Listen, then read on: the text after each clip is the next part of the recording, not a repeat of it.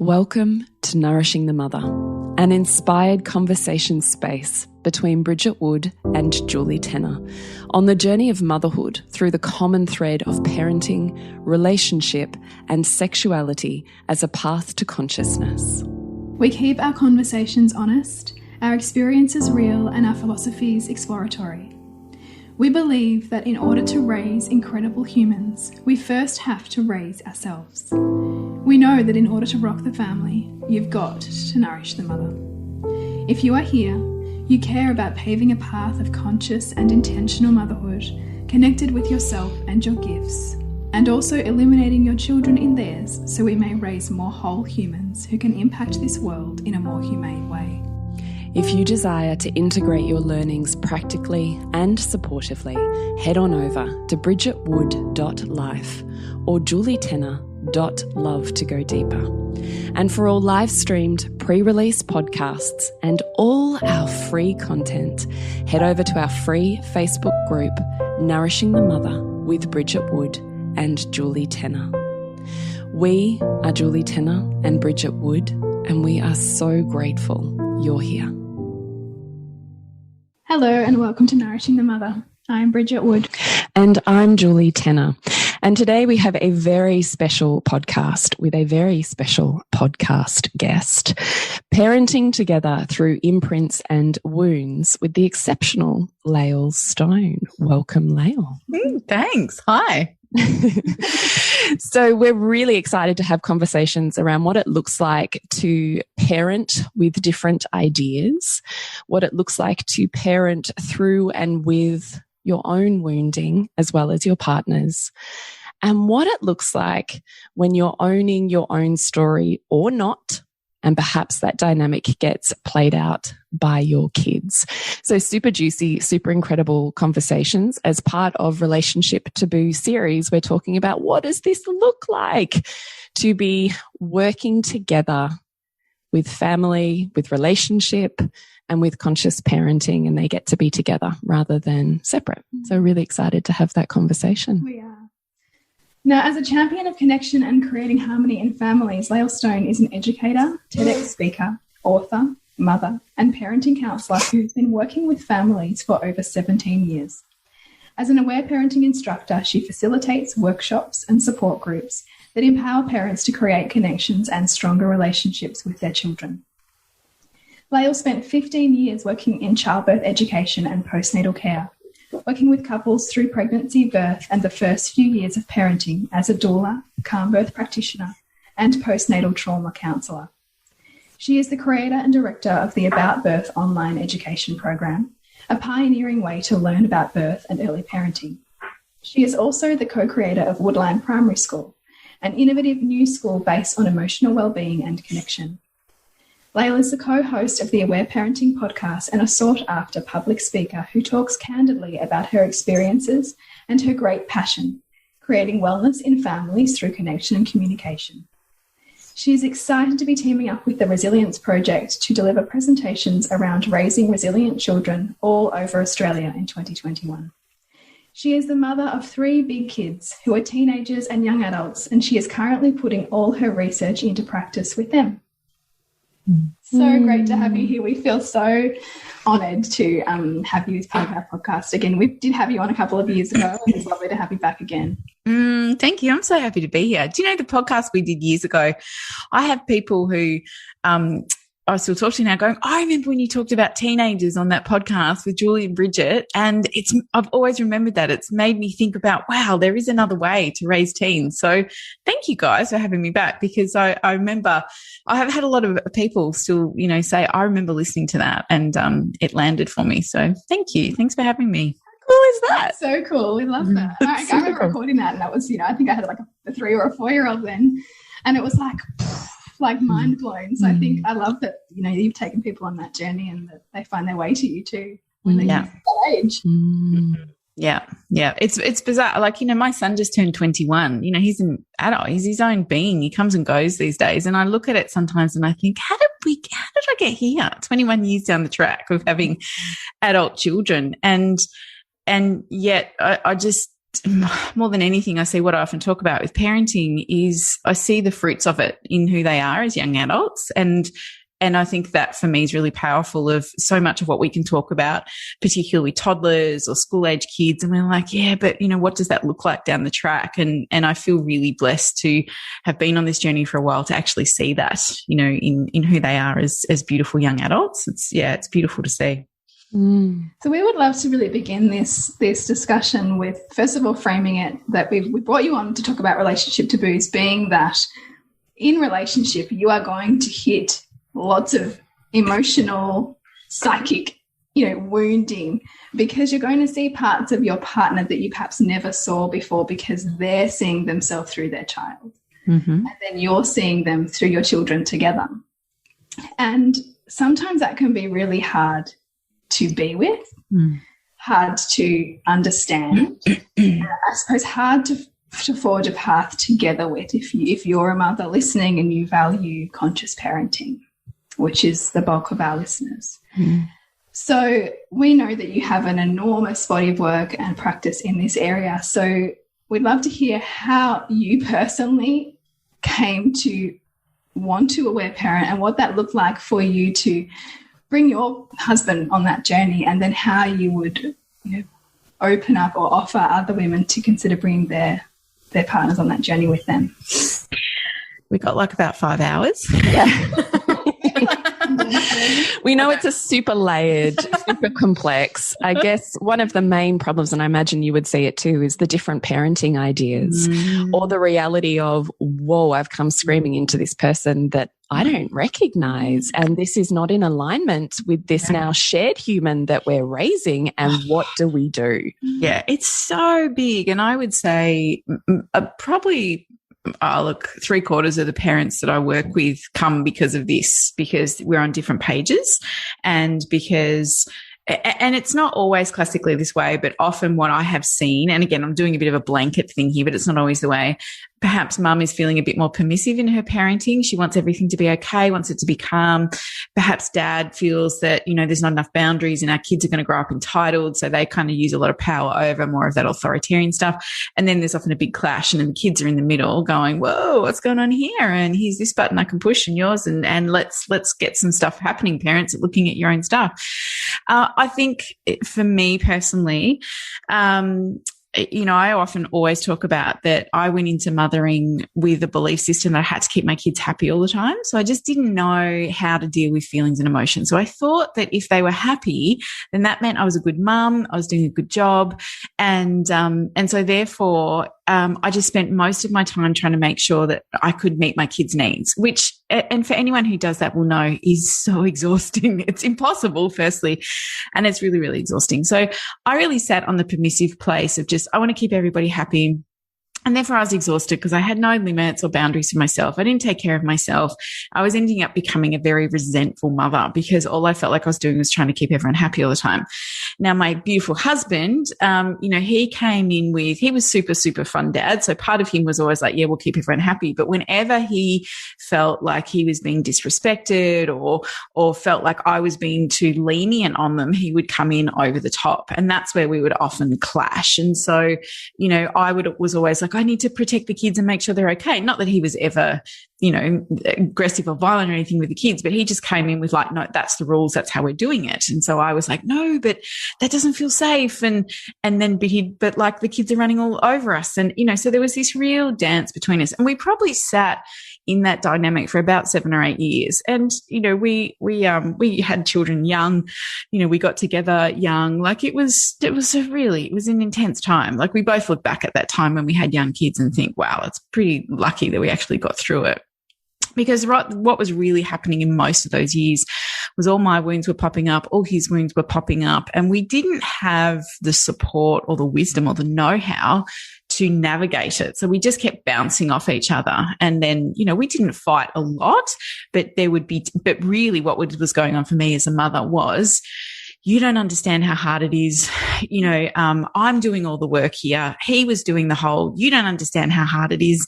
You know, I'm trying to earn all the money. Like, we basically played the game of who's doing it tougher. No one wins in that game of who's doing it tougher.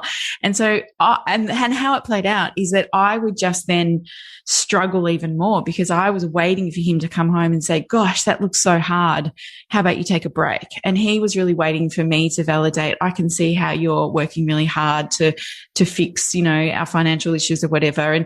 And we both just kept totally missing. And so I think what changed it, well, what definitely changed it is when we had our third child. So our oldest was 7.5, and then we had a 4-year-old. And when I had a third child, I had a really traumatic, pretty powerful birth experience where it was a big life and death theme that went on, and it kind of leveled everything because we just went to a place of, wow, we all went through a really big trauma. And when we came out the other side of that trauma, I remember thinking things have to change. Like, we cannot keep going on this way because it's not healthy for either of us. And really our intimacy was not there, and we were both just so deeply in our wounds. And that's when I discovered the work of Aletha Salter and read the book The Aware Baby. And that point absolutely changed my life because I realized that what I'd been doing is avoiding my kids' feelings and emotions. I realized I was not having any boundaries or limits and taking care of myself. Like, everything just exploded because I began to see that I had become my mum. My husband had become his dad. And we were in a relationship together and it didn't feel good. And so it was from there that I went, whoa, we got some work to do here. We have to look at what our belief systems are. And what I really believe is we were searching for it, but we just hadn't found it. And I think that's the thing. Both of us kind of knew what we wanted in our family. We really wanted it to be democratic. We didn't ever want to smack our kids. Like, we always wanted it to be deeply respectful with our children, but we just didn't have the tools to know how to do it. And then I think when I found the work of Aletha Salter, it gave me a foundation to go, oh, wow, this is what having limits could look like. And this is what it can look like listening to feelings. And there is no such thing as naughty or bad behavior. It's just a child with some stuff going on. And so huge, huge learning curve. And my husband, bless him, is always so willing whenever I say to him, hey, I think we should do this, or I'm looking at that. And he never reads books, but what often makes me laugh about him is he goes, you just give me the top level, and I kind of give him the main points, and then he goes, right, good. So he feels like he's read the book, even though he hasn't. And then my favorite part is then he goes and talks to everyone else about it, like he's read the book and done the work. And I just sit there and we have a giggle about that all the time. He even admits that. He's like, yeah, you do all the work and then tell me, and then I go pretend it's mine. So what was beautiful is that he was willing to go, yeah, okay, let's give this a go because it's not working. And so and I say this to parents all the time, if there's a door open to lean into looking at some of the story and the work, then you just start with that and then see where it goes. And, you know, there was many times in the beginning when we first started Aware Parenting where instead of trying to shut our kids' feelings down or distract them from them or try and keep them happy, you know, we would just sit and listen. It was the beginning part of actually going, wow, there's, you know, you have story and let me listen to it. And many times my husband would look at me and he's like, is this going to work? Like, what we're doing feels so foreign because none of our friends were doing it. Is this going to work? And I would say to him, you know, my gut says yes, because this is what I would have wanted if I was 7, or this is how I would have wanted to be responded to if I was 3, you know, and from there, I think we both just began to then see how our kids shifted and changed, and then how our dynamic shifted and changed. And then, you know, we kept going, and, you know, there's not a part of us that looks back and just thinks that wasn't just the biggest blessing in our life to get that information and to do the work so we could actually, you know, shift and move forward. I absolutely love how relatable you made all of that. Like, just I just think there's something so beautiful about seeing yourself in someone else's story and going, oh my gosh, yeah, I went through that too. Or, yeah, I experienced that as well. And there's this part of you that just has this soothing validation for, oh my gosh, so it's still possible for me to end up where Lael has ended up because she's traveled that path too. Like, I really love that you took us there, because I think that is soul medicine for so many mums. I say this all the time whenever I do talks. every bad thing you could have thought or done, I have so totally done that. There is no perfect. And you know, those first 7 or 8 years where I really wasn't parenting very consciously at all. I mean, I was still attuned to my kids' needs, but I look back on that time and think I was just not there because I was not getting any of my needs met at all. But I see that as just such a gift because I really believe that often we need to have the contrast. We need to see how uncomfortable it feels or what it looks like in order to lean towards what we do want. And those years, I think, gifted me so much because I then looked at my son and my daughter who were, you know, 7 and 4 and realized, God, I'd spent a lot of time shutting their feelings down or not listening to them. And so from there, I was like, wow, we need to do a lot of repair here. We need to find ways to create space to heal whatever wasn't listened to or perhaps the stuff that I did really unconsciously. And again, I have so much compassion for myself. I was doing the best job I knew how, like we all are, you know, and so I think I've seen the fruits of that. I've seen the fruits that it's never too late to heal. No matter when you come to this place in your parenting journey, it's never, ever, ever too late to start listening, to start looking at yourself, to start connecting. Because as soon as you have that willingness and you can open up a possibility for it, then it comes in its own perfect timing. And so I feel so deeply grateful for the really, really hard bits because it's taught me so much. Thank you. It's a great point to labour too, that it's never too late to heal, because I certainly know with so many mothers, you know, the guilt is so real that plagues mothering, right? It's part of the narrative.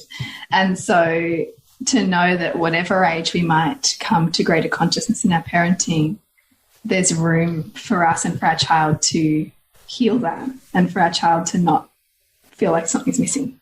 Yeah, totally. And it's, you know, it has taught me so much about trust. Like this whole parenting journey, or doing it in I guess the way that I look at it, has the underpinning of all of it is about trusting our journey and trusting our children's journey, and that there's going to be stuff that's going to be painful, and there's going to be stuff that we don't get right, and there's going to be times where we respond to our kids in ways that we don't want to. And I've had to really learn to trust their own unique journey of where they are and what they're here to do on the earth. And sometimes that plays out in uncomfortable ways. And it doesn't mean that we don't do our best. Of course, we need to. And I think at the end of the day, every parent wants to be a deeply connected parent. I think that's what we all strive to do. But trusting what our kids need to do to learn and to find their own journey has been, for me, probably the biggest golden nugget, to be able to say, look, they've got their own path. I cannot protect them from all the hurts that the world may offer. But what I can do is let them know that I am here and I am so rock solid, and whatever goes on for them, I'm here with my arms open saying, hey, lean into me. I've got you and I believe in you and I believe in your ability to navigate hard things, but I'm here. I've got you. And that letting go and trusting of their journey is, to me, probably one of the most profound things you can do as a parent. I love that so much.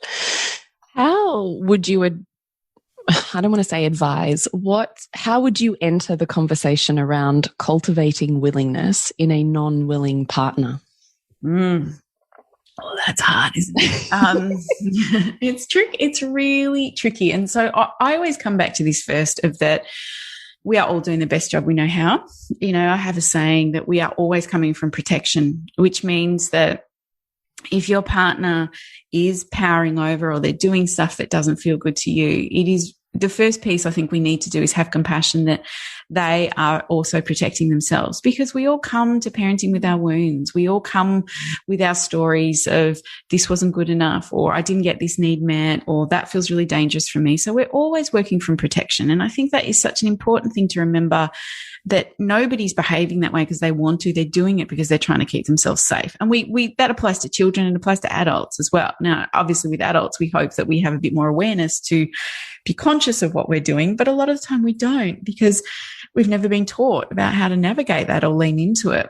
So I think the first piece for me is to be compassionate, to remember that what our partner may be doing, even if it doesn't feel good, is coming from that place of them trying to keep themselves safe. And a lot of the time that is around just, this feels this feels too confronting. This feels dangerous for me. I feel out of control. Like there's too much of my own wound here. I need to shut that down. That's where they're coming from, because we can't ever, I think, create healing if we come in hard over the top of what you're doing wrong. This isn't okay, that kind of stuff. So for me, I look at it, it has to come from compassion first. And it just takes one partner in the relationship, one person in the relationship to be able to sit in that place of compassion and understanding, to even open the door to create change. Because if we are, you're doing it wrong and you do this, and then the other person's firing back with that, we're just two wounded children having a fight, and it's never going to move.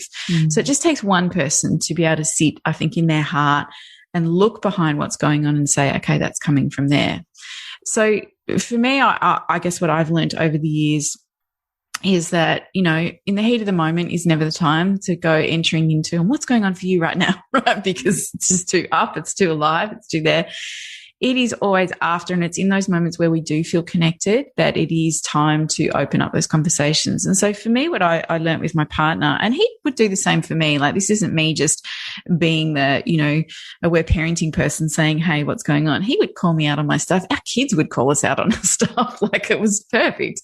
But it was when often we were connected and it was calm, I would say to him, hey, how do you reckon that went earlier this afternoon with the kids when this happened and that happened, and what did that feel like for you? And so it would slowly be just planting seeds for him to reflect or go, well, yeah, they were pissing me off, or they were doing this or doing that. And I'd be like, yeah, so what was happening for you there? Or I would just gently try to open up a conversation to say, yeah, it didn't feel good. And then I'd bring it back to me. Yeah, because I had this feeling. I went into panic because I felt like I had to protect the kids because that's my stuff. So I would own as much of what my own story was, as well as opening up the conversation so that nobody was wrong. It was just, this is what was going on for me. That's what was going on for me. And then that often, again, sometimes it would open up conversation. We could lean into it a bit more. Sometimes it wouldn't go anywhere, but I would keep trying. And, you know, and I say to parents often, when we are looking on different pages, you know, one of the best things we can do to start with is just keep modeling what we want, you know, how we want to respond to our kids. We keep modeling it, so that they can see, oh, that's actually how it can work, and that's what may happen. But I really want to offer, like, this is big stuff, right? And for people who are listening who are on different pages with their partners and it feels really tense, like this is core work where it asks us to look at our own stories and our wounds. And it's not easy. Like it can feel really hard and really challenging. And that's why I think it is a work in progress, and we've got to be super gentle and kind to ourselves because we're dealing with often our wounds. I mean, as we grew, my husband and I worked through stuff, we would have this thing where when we were being triggered, or one of us was, whether it was around the kids or something going on, and as soon as one of us would lose it, or particularly if we both lost it, what I would often say is, how old are you right now? And my husband, he'd be like, I'm 12. And he'd go, how old are you? And I'd be like, I'm 4. Right? So when we were in the middle of the heat of something, we would often ask each other how old we were, because we knew that was the parts of us that were popping up. Now, if you are just starting with your partner, that's probably not going to go anywhere good. If you say, how old are you? They're like, what are you talking about? I'm 35. Like, that's not where you start, right? But as we have learned to work through this and own that our wounds are going to surface, you know, that's been such a game changer for us of when we both are really reactive to just call, how old are you?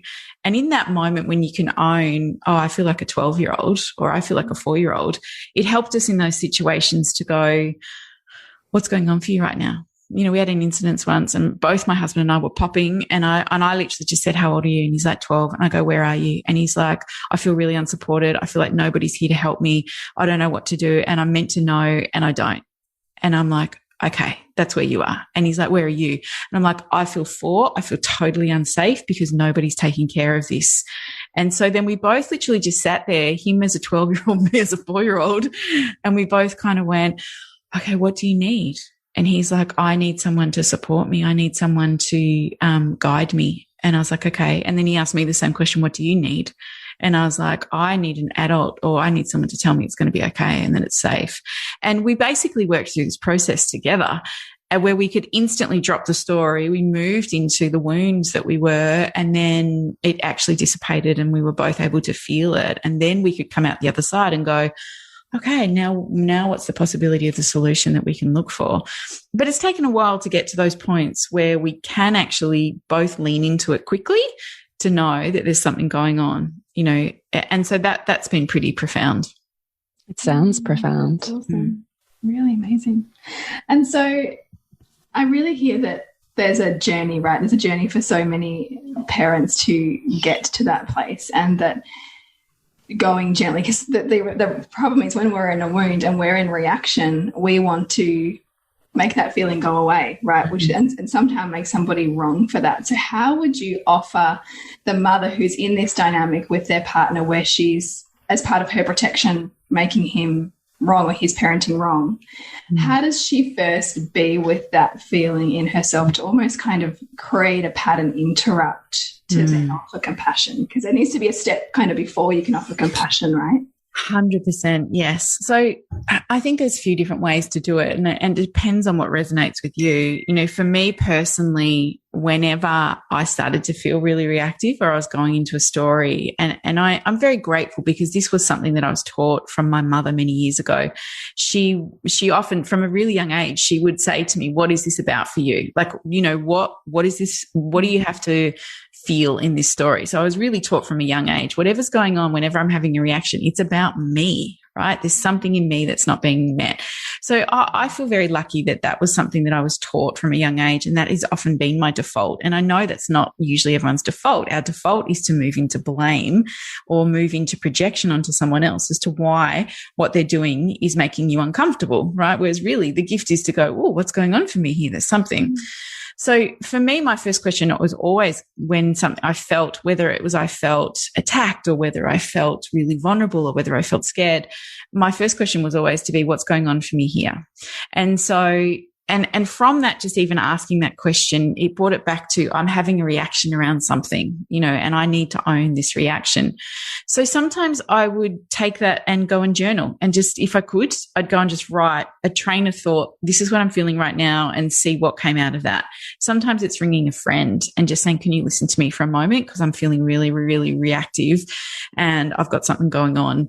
And through talking, I'd be able to kind of then process, hey, I'm feeling scared, or I'm feeling threatened, or I'm feeling powerless, or whatever it was, by having a dialogue. And I am a speaker. Like, I need to talk to people. When something's going on for me, I'll even ring a friend and say, "Can you just ask me these 3 questions?" Because when someone asks them, it feels easier for me to respond than sometimes just trying to do it in my head. So sometimes it's going and talking to someone. Sometimes you can't do that in the minute because the kids are there and partner and all that kind of stuff.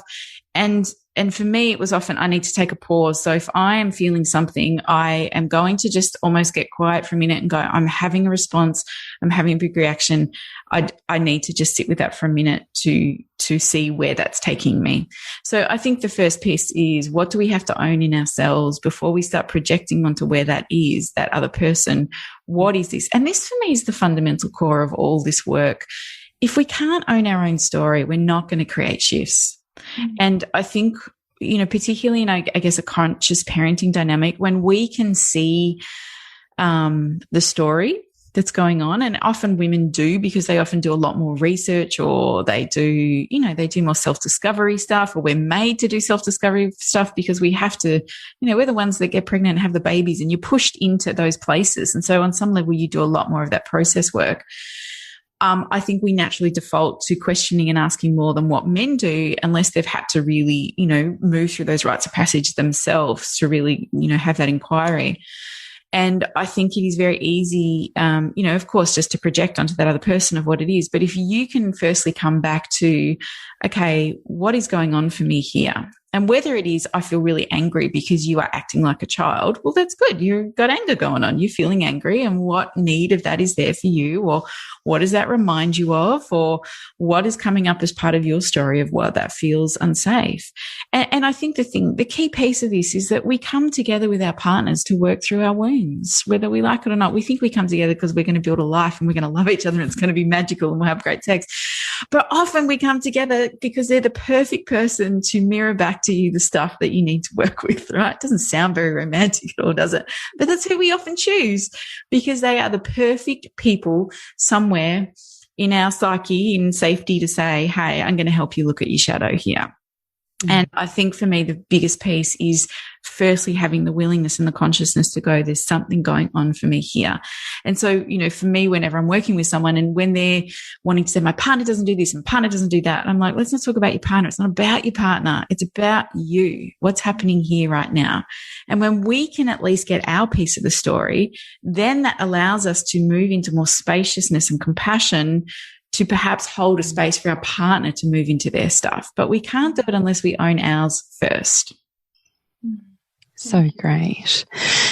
How would you talk about or explain wounds coming up in your partner to the partner that perhaps doesn't recognize that they have wounds or that they even arise? Yeah. This is tricky. It's not easy because, again, we all sit at different levels of awareness and we all sit at different levels of wanting to know. I mean, I think that sometimes the key piece with a lot of couples I work with is, and that's why I always come back to the first piece of doing the work for you. What I believe or what I look at is that it just takes one person in the partnership to start doing the work. And I think we come together as the perfect polarities, and that when one person is doing the work, as they're expanding and growing, that other person's either going to be on some level forced to do the work and wake up and move, or they won't. And it'll become very apparent whether you're meant to be together or not. Now, that sounds quite terrifying if you're sitting there going, but, we've created this family and all those kind of things. But I think we're so conditioned to keep ourselves small, and I think we're so conditioned to keep ourselves safe and comfortable, or what we believe to be safe and comfortable, by not owning who we are and our power. And I think what I often see in parenting is that, particularly in women, as they wake up and as they go, whoa, there's more to this, and they're doing that self-process work, they're looking to their partner to say, hey, come with me, like, let's do this together. And sometimes they will and sometimes they won't. And we can't make them. And I think at the end of the day, it has to come back to the only commitment is to yourself, to keep growing and doing the work. And my husband and I absolutely reached this point a few times in our relationship where we had been stuck in our story. And I'm like, nah, I'm not up for this. I am up for a big, powerful life. We've got to do the work. And I remember saying to him, I'm shifting and I want you to come with me. Like, I want to do it. And I remember him going, I will never hold you back. Like, you go do what you need to do. And I'm like, no, you freaking do the work and come with me. Like, come on, you can do it. And he'd be like, okay. And we have this joke and dynamic. He's always like, Lael goes and does the stuff and she goes, come on, babe. And he goes, okay. And then he'll move, right? But we know this in our dynamic of when we often get stuck. For me, that just is who I am. I'm going and doing the stuff. And then I go, hey, let's lift. And he goes, okay. And he'll do it. And he has beautiful willingness to do it. But I have worked with a lot of people who they just can't, or they're not ready, or they don't want to. And that is not wrong. That is absolutely okay. We are just all in our own different paths. And sometimes we come together with a partner to perhaps create children or do that piece of work of healing. And then we grow and we move. I think the key piece that's really challenging is that when we believe that we should be able to make them do the work and make them move. And if we're not doing that right, then we're getting that wrong. But we are not responsible for anybody else except ourselves.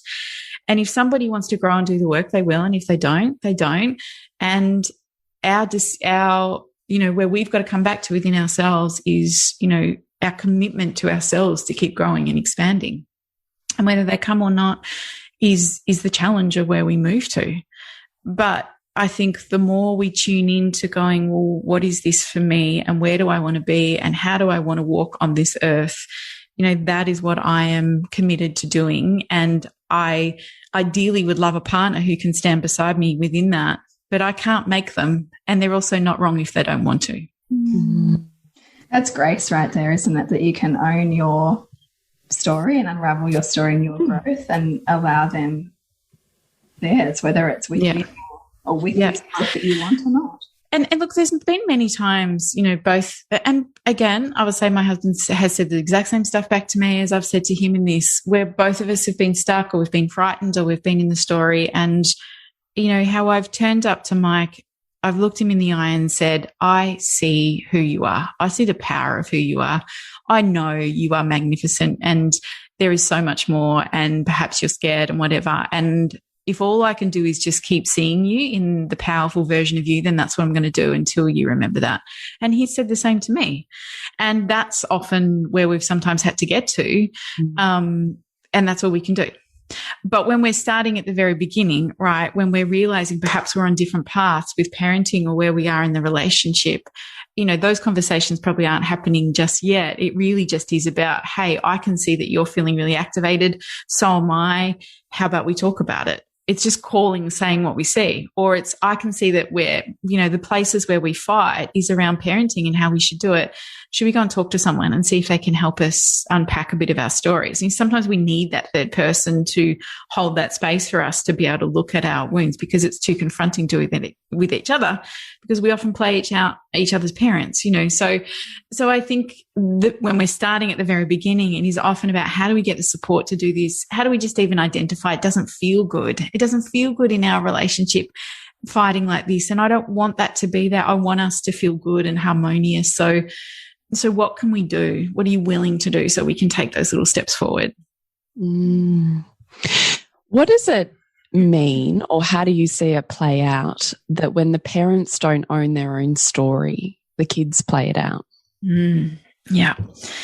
So I think our children, I come back to this, is that our kids are far closer to the truth of who they are than what we are as adults, because it hasn't been conditioned out of them just yet, right? So, you know, in the truth of who we all are, which is that we are all enough and we are all amazing and we're all incredible, and our children come in on that wave. Sorry, excuse me.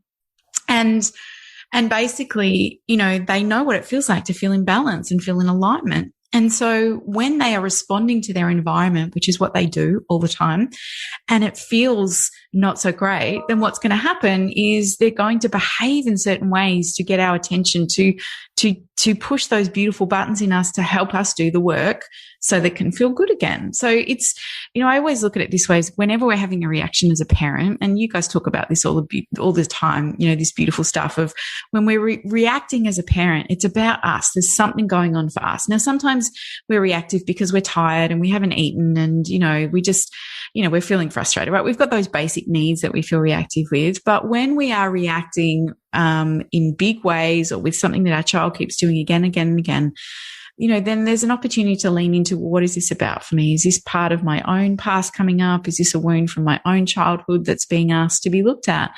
And I see this so often when we can get the story, when whatever our 15-year-old is doing that's totally driving us nuts, and we can lean into it. When we shift that, our 15-year-old shifts, or our 2-year-old, you know, when they keep throwing stuff all the time, or they're doing stuff and it's bringing up our feelings of powerlessness or whatever it is, and we get to do the work on that, then the child's behavior shifts, because it's almost like the child goes, oh, good job, well done, thank you. That's one less thing I have to carry of yours forward. Because I think what we do as parents is we unconsciously take our stories and our wounds and we project them onto our kids.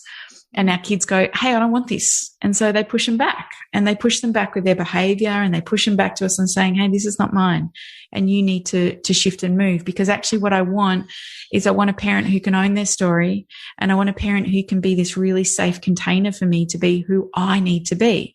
And then when I'm free to be who I need to be, then I'm so much more in balance, and I'm so much more, you know, going to travel through life with a lot more ease and grace.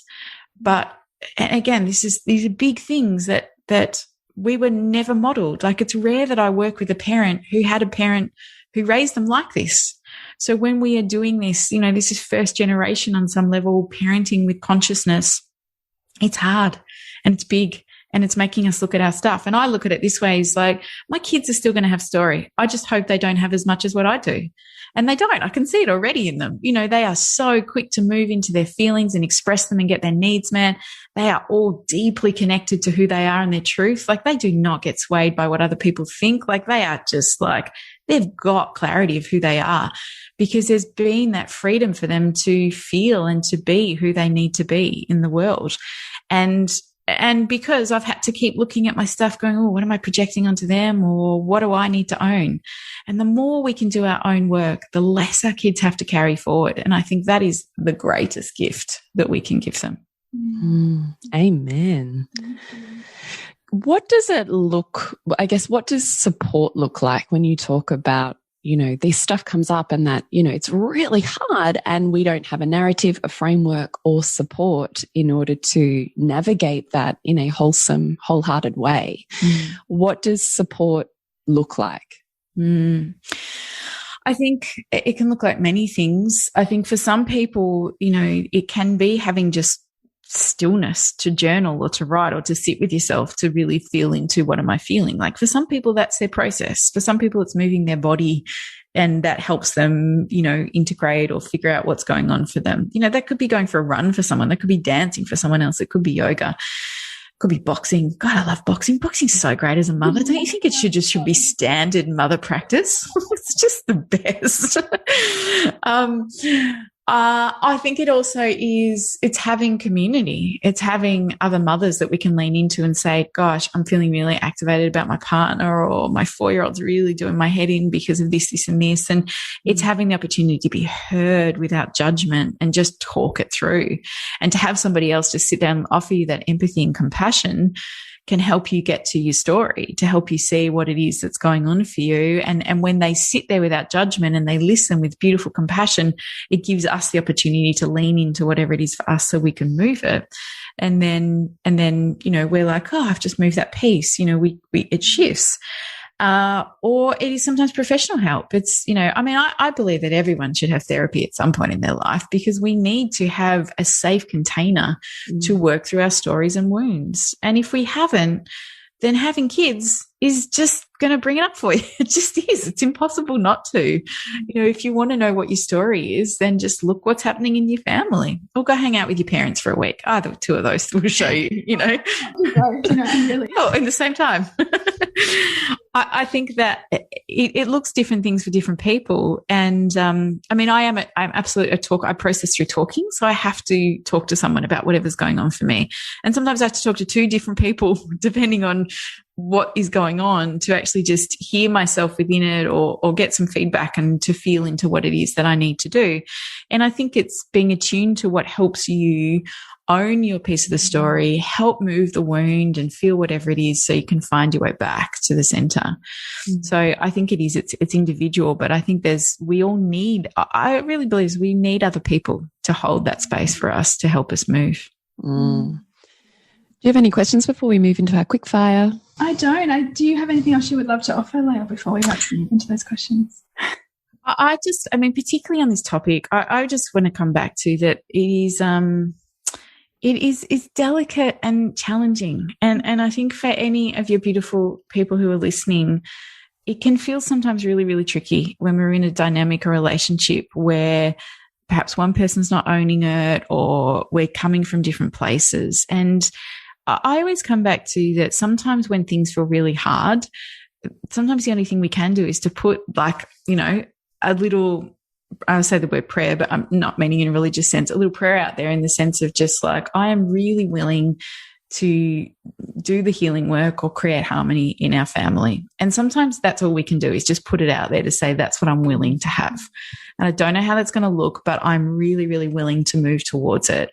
And then it might be that just something happens, you know, your partner has a conversation with someone and says, gosh, do I do that in our relationship? And you're like, oh, well, let's have a chat about this. Or it might be that they're willing to go and talk to someone, or I don't know. I think it is sometimes when it does feel really hard, it's coming back to sometimes just going, okay, I'm really willing for this to change.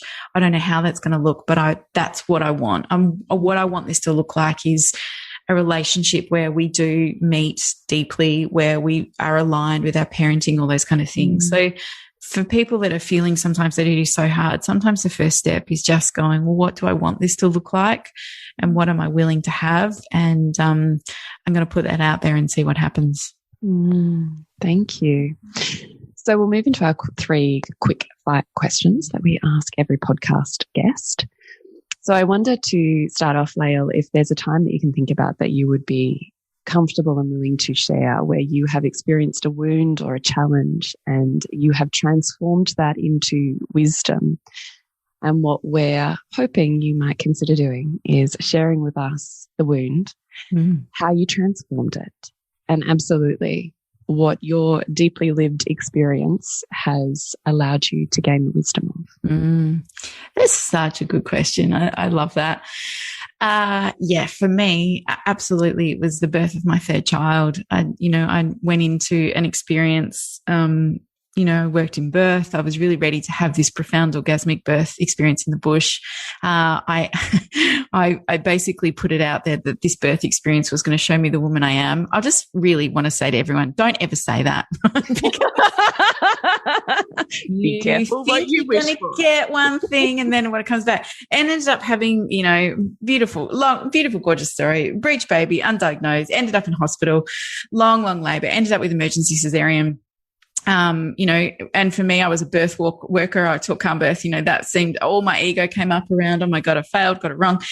Anyway, her journey was so big. She was born not breathing and was resuscitated for nearly 10 minutes, wasn't expected to live. And I was really in a life and death situation as well. Like we both went to the edge of life and death. So we had pretty massive trauma. She was in a coma for like the first 4 or 5 days of her life. Like just all the big, story that has impact on connection and attachment and bonding and all that kind of stuff. And so huge, massive experience that just kind of blew me out of the water of what I thought. And when I said, I want this experience to show me the woman I am, it did. Oh my God, it did, because it brought me to my knees. It taught me about surrender like I had never experienced before. It taught me about letting go of these perceived ideas of what things should look like. It was transforming, but it was also really traumatic and big. So, we both came through that experience. We got home. I knew enough to know that we both had trauma. It's actually then what got me onto aware parenting, because I just was like, how am I going to help her move her trauma? How am I going to help myself?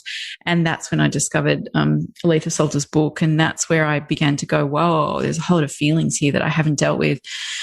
And so there was the trauma, the big experience. And then I kind of, got on with life and moved through. And about 2.5 years later, when she was about 2.5, I hit full blown PTSD. And so it was like, now enough time had passed and, everybody was okay, that I could actually then begin to feel and unpack what happened in that story. And I went from what I feel like was a fully, wonderfully functioning mother of 3 kids. I was running workshops, doing all that stuff, to having a full-blown PTSD attack where I couldn't work. I didn't work for nearly a year. I had to feel all the trauma of everything, that not just from that experience, but I think from my life of what I hadn't dealt with. So I moved into full-on anxiety and panic. I cried a lot. I barely could function. And I knew that this was the point where I had to heal, and I had to learn about vulnerability, and I had to learn about compassion, and I had to do a whole lot of healing work to find my way back. And it was hard, and it was full on. And it was also the best thing that ever happened to me, because it took me to where my work is now. It helped me understand trauma. It gifted me with so much compassion for people and their stories. I absolutely admit, before that, I thought mental health was just, you just need to deal with more stuff. And, I was at the point where I wanted to be medicated. I didn't want to live. Like, I was really in trauma story. So having this incredible lived experience of what it was like on the other side was so profound and hard. Like, it was not easy. And many times I was like, I want this to be over. I don't want to do it anymore. But every therapy session I had, every bit of body work I did, every little piece brought me back home to me and actually showed me the truth of who I was. Like, I actually got what I asked for, right? Was to show me the woman I am. So it was the greatest gift. And I would not change one single bit of it, because I think it's got me to where I am now. And I just see it as absolute perfection in what happened. And, I think, I don't know, I feel like I could write a whole book on that story and what it showed me. But I look at my baby and my beautiful girl now who's 13, and I just think, this was part of our journey together and part of her story and my story to bring me home to who I am. And so that, I just feel it was the greatest gift I could have been given. Thank you for sharing. Do you mind if I ask a little nuanced question? Go. So I am also equally fascinated by the fact that our greatest revelations come out or are born out of our greatest pain. And yet it is a rare human who is willing or wanting to accept that degree of pain in order to receive that degree of enlightenment. So what I see more often than not is the pain arises and I'm going to like do a U-turn on that. I don't know, I'm just fascinated by that. And instead you were like, I'm here and I'm getting medicine out of this. I don't know, like, I don't know if I even have a specific question. More, I'm just like, how do you talk to people about that segue, meeting point, crossroads? For me, I love what you're saying, because I tried really hard to move away from it. Like, I tried hard to numb it. Let me tell you, I tried everything to go, no, you're fine. Like, this doesn't, I did that until I went, well, that doesn't bloody work. So I'm still feeling how I'm feeling. I remember the day it turned around. I remember it so well. It was such a pivotal point. I was actually at a 5 rhythms dance class. If anyone's done 5 rhythms, they'll know how fabulous and crazy and hippie it is sometimes, right? And it's in its weirdness. It's great.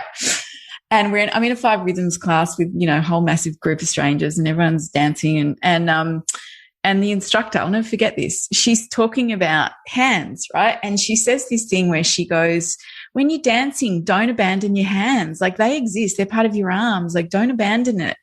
And when something just says something to you and you're just like, oh my God. And in that moment, I was fully taken with, oh my God, I am abandoning my trauma. I am trying to turn away from it. I am trying to pretend my anxiety doesn't exist. I have abandoned that part of myself because it's too painful. And I physically even turned my body, almost like my trauma was sitting there, and I went, oh my God, I'm so sorry. You're a part of me and I've abandoned you. I've like turned away from you because I don't want to feel it. But come, I'm here. It's okay. You're allowed to be here. You're allowed to exist. And that was the moment it started changing, because instead of running away from it and instead of making it bad and wrong and I shouldn't be feeling it, I actually leant into it and went, oh, you're just a part of me, and maybe you'll be a part of me for the rest of my life. And that's okay. You don't get to now drive the car that tells me where I need to go, but you can be here, and that's okay. And it was in that moment that everything changed, because I realized the way through is not to try and distract or push down or not feel. It is to lean in, and it is to say thank you, and it is to say, what have you got to tell me? And it was that moment that it all started to change, because it lessens its grip on me. It just wanted to be heard. It just wanted a voice.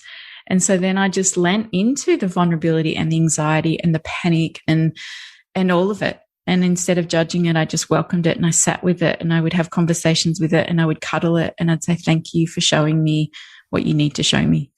And that's where I think it transformed.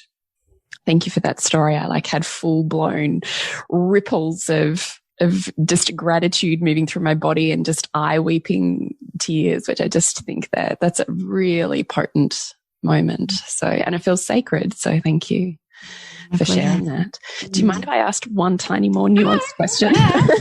Because I'm fascinated by this.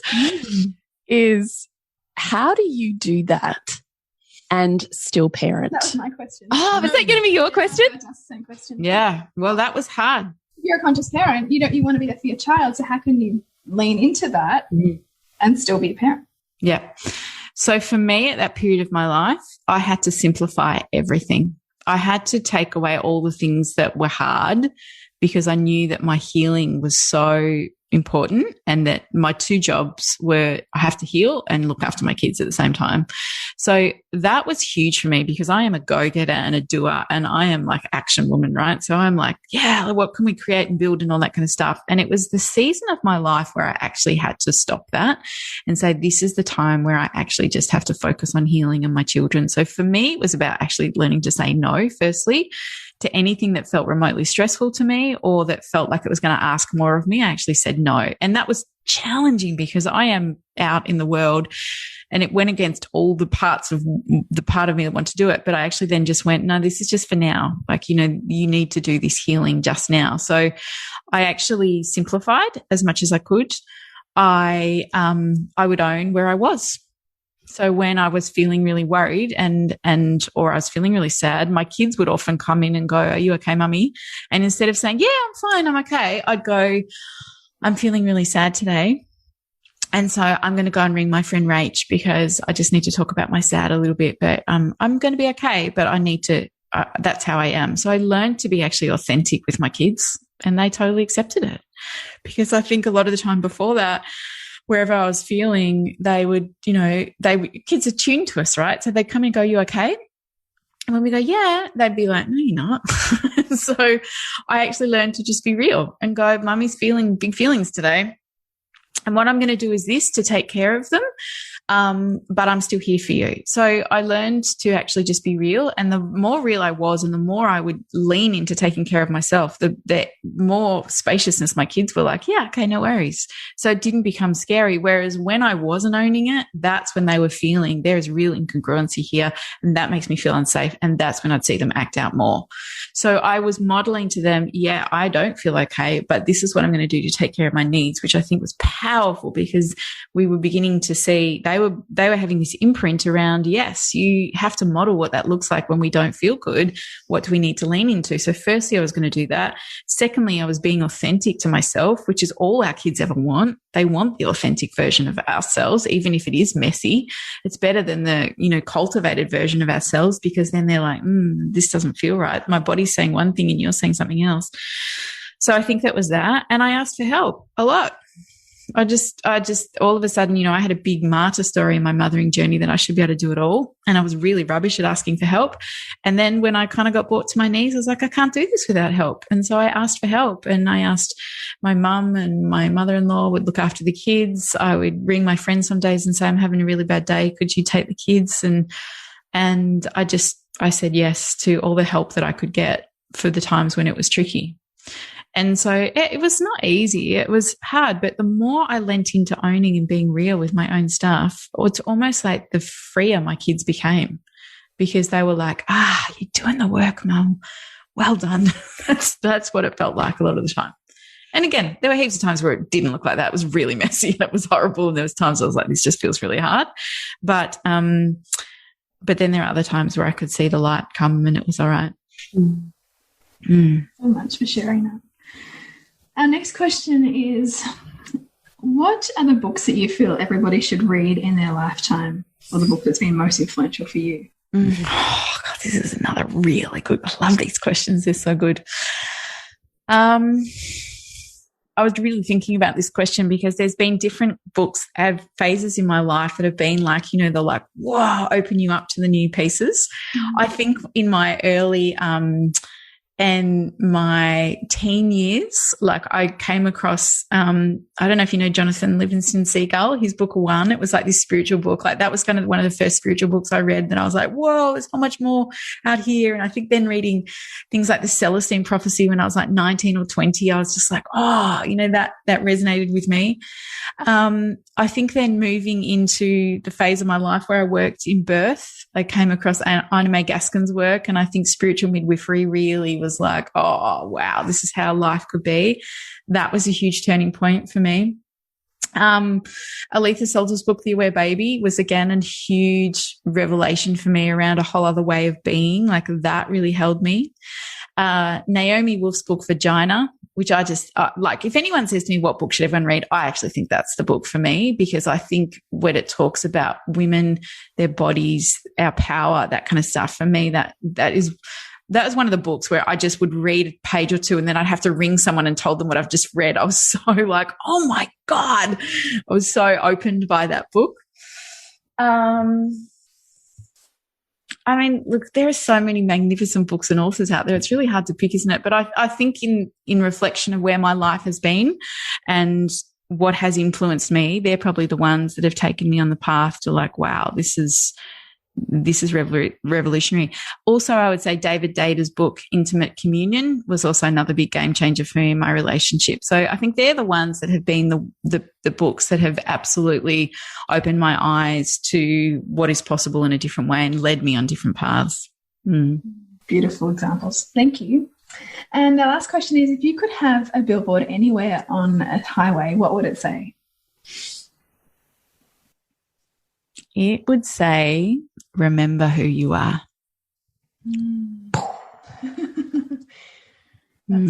For me, you know, over all these years of doing this work, I think I've got to a point where it comes back to the same place in anybody I ever work with, which is this, is that our job is just to remember the truth of who we are. And the truth of who we are is that we are enough and we are extraordinary, and that that the spirit of all of who we are is just so beautiful and profound. And we've all forgotten that. And I think the work is to come back to remembering that, because when we can come back to remember that, or even glimpse it, or even work towards what that could look like, then it means that we're in alignment with who we are and our truth, and then everything flows from there. So, you know, the older I get and the longer I do this work, I just come back to that, is just, that's what we want to do with our parenting, is create space for our kids to know who they are. And part of that is us remembering who we are.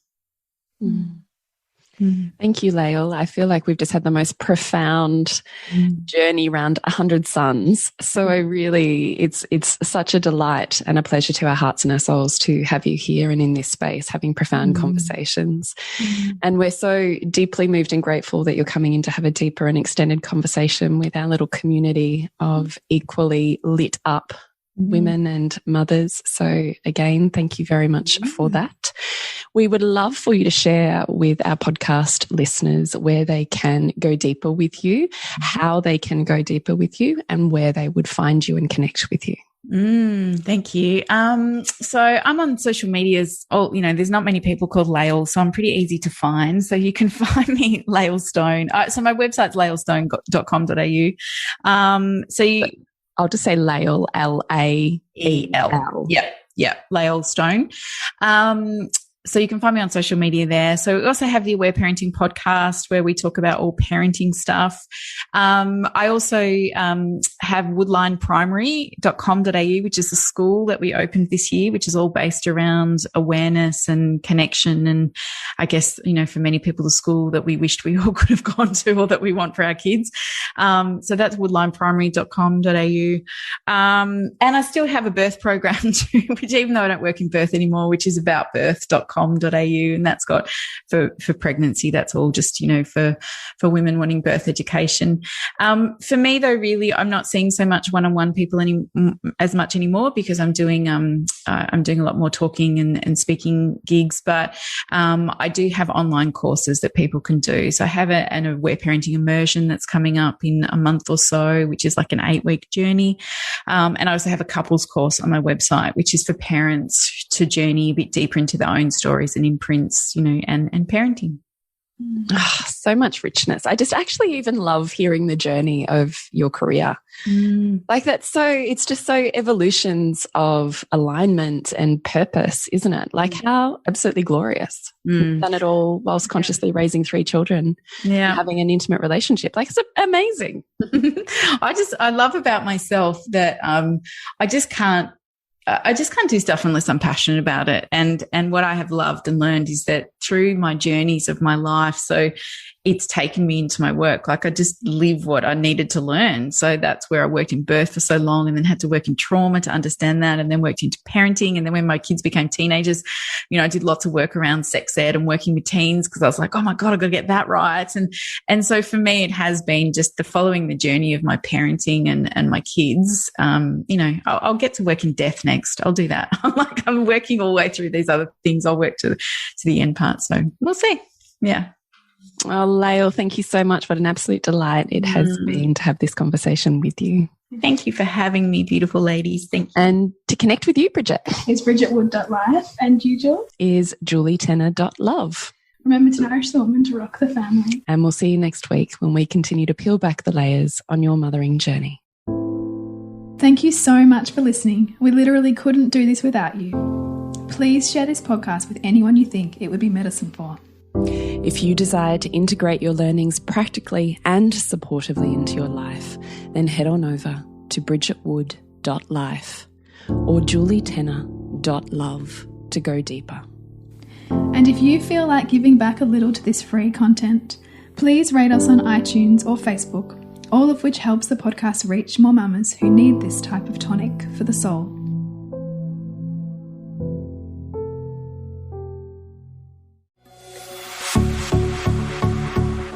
This has been a production of TheWellnessCouch.com. Check us out on Facebook and join in the conversation on Facebook.com/The Wellness Couch. Subscribe to each show on iTunes and check us out on Twitter. The Wellness Couch, streaming wellness into your lives. Whilst the Wellness Couch presenter endeavor to provide accurate and helpful information to their listeners, these podcasts cannot take into account individual circumstances and are not intended to be a substitute for health and medical advice from a qualified health professional. You should always seek the advice of a qualified health professional before acting on any of the information provided by any of the Wellness Couch podcasts.